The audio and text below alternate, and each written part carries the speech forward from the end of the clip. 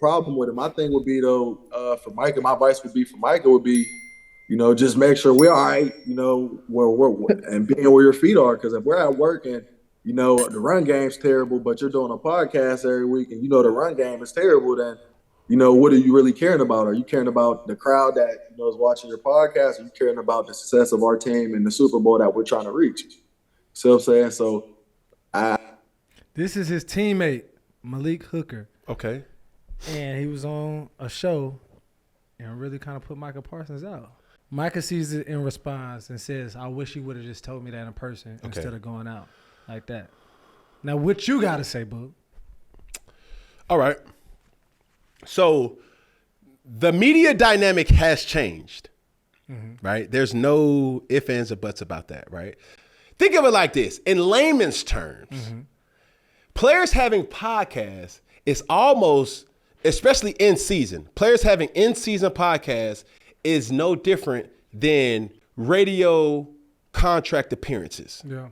Right? So I remember, what was it, a couple years ago when Aaron Rodgers' weekly show, he made a iconic statement where it was like RELAX. Relax. That was on a radio show, to my knowledge. Athletes have always been able to be accessed through weekly shows. The difference is athletes has not been the source of that information. Meaning, if I want to hear from Micah Parsons, I would have wanted to call the radio show, have that banter towards, the show host, and then ask Micah that type of question, that filterization. That's different now. You can go straight to his show, DM him, whatever. I don't know how his show set up is, but that's just what it is. So teammate, homeboy, coach, or whatever. This is no different than what we've already been used to with players, coaches even. Bill Belichick had a weekly show.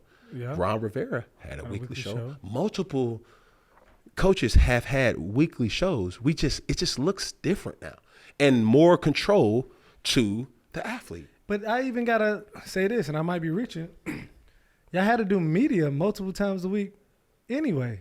For sure. So it's like, why not have your platform to control your media? Your take on what's on going everything. On. What's your take with this week? You're going to get way more flow and traction. I'm putting y'all on something. Come on now. I'm putting y'all on something, now, player. Bro. So what's my young man's name? Malik Hooker. Yeah. Malik, my boy, if you were smart right now, what I would do, dog, is maybe it's you, maybe it's not you. I would start my own podcast, right? And if you were to have any type of excitement to your life or something that you want to highlight, not just football, it may be fashion, it may be children, it may be cars, it may be gaming, it may be whatever. Yeah. This gives you an opportunity to talk about that. And that's what people want to know anyway. Yeah. It makes you more human. Because what we see, the ESPN interviews, the Sports Illustrated interviews, the sports pundits, the beat writers, that does not make you human. Yeah. You know what I'm saying? Having your own podcast where people can look and say, like, damn, he like playing Madden? I like playing Madden too. Yeah. Nah, fuck that. I want to play you in Madden. You have more relatability and capability to reach out to your fans and, grow your own following like that. But even to get more personal, even with you. Yeah. Like with Iconic Saga, even when you first started to take hold of your own narrative, like you was one of the pioneers, especially on the football side, to actually have your own camera crew, or us being able to document you, you talking, telling your story, like the real you. It wasn't like, and people wasn't happy about it. Nah. That was very open with that. They didn't want that to happen. Man, shout out to Waldo for saying this statement that still reigns supreme into my life today. I think as athletes, we get so pigeonhole minded sometimes where we only want to show the worker side of our life. Mm-hmm. But giving a due diligence to your fans, they want to see you outside of your sport. That's true. they want to see everything that ESPN can't have access to. Yeah. I go back to it. What do you like to do? Do you like art? Do you like fashion? Like the common question is, Cam, what the fuck are you wearing? Yeah. Where did this come from? Who made you like this?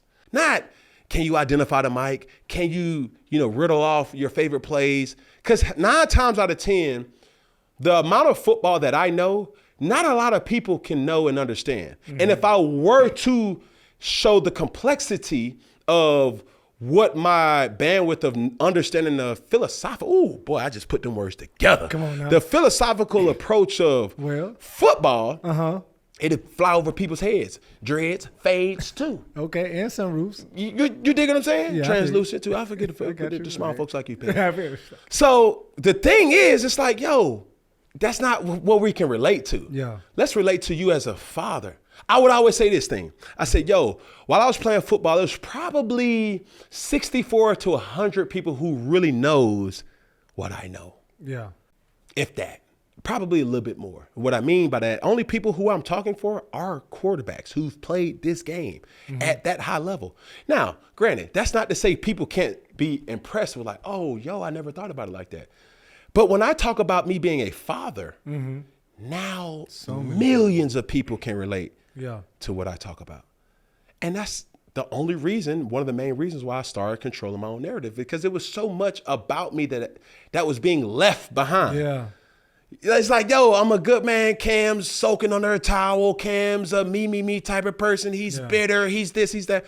Yeah, but I want to talk about how my son just scored an 80-yard touchdown this weekend and then did his little dance. You know what I'm saying? Like, these are the things that I genuinely care about. Let's talk about my son going to college right now. You know what I'm saying? And me having that relationship with him, just like he's at a lull right now where it's like, okay, hey, wake up. You grown as fuck now. Let's talk about my daughter playing tennis right now. She's in a masculine household. You know what I'm saying? Like, let's talk about that.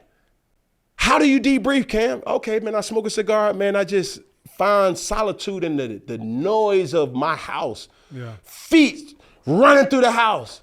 I found solitude in that. Like, all that.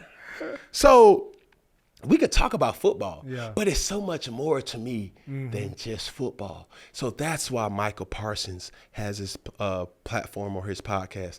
That's why Marlon Humphreys, that's his name, has his platform. That's why Max Crosby has his platform. That's why Travis Kelce, Jason Kelce have their platform to be able to control their narrative. That's why Cam Newton has his own platform. Not to just be described as talking shit. It's like, bro, I want to control my own narrative. Not letting ESPN do that. Not letting CNN do that. Not letting ABC do that. Not letting Fox do that. I'm doing it myself. So with that being said, Peg, make sure you like, make sure you share, make sure you comment, and make sure you subscribe Come on to now. be up to date with 4th and 1.